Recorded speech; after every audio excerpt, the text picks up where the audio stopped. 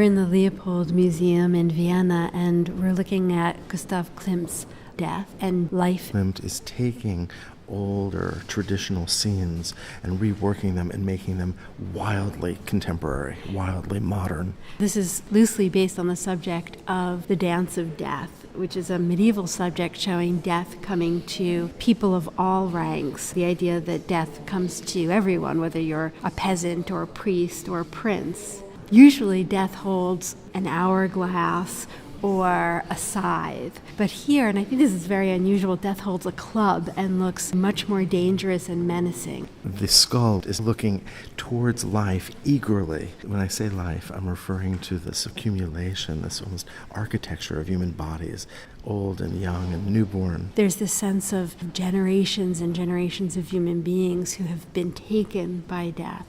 If you look at the overlapping of those bodies, there really is a sense of succession, of movement forward in time, but not towards anything. They do seem swept along as though in a dream.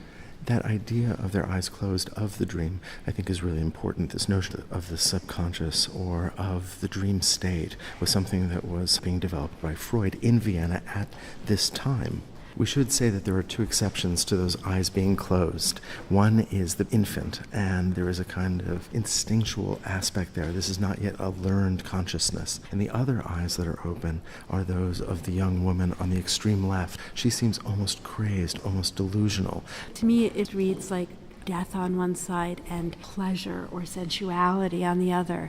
There is a real mirroring, and I think both figures are intensified because of the other. Their hands are even somewhat together, one holding the club, one clutching her breast.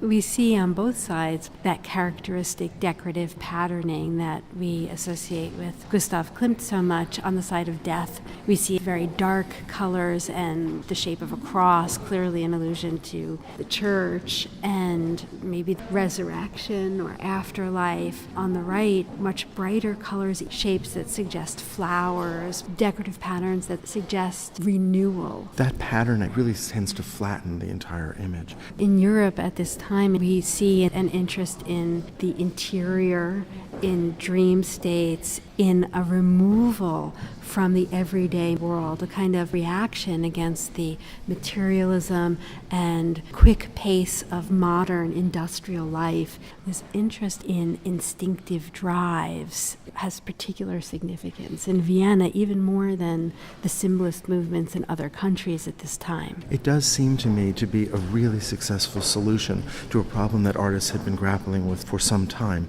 which is how do you rescue the profound qualities that art had been able to achieve in history without resorting to history painting or the traditional modes that had been so worn out by the end of the 19th century. Was it possible to find a new arena to explore? And they did, but that arena was an interior one.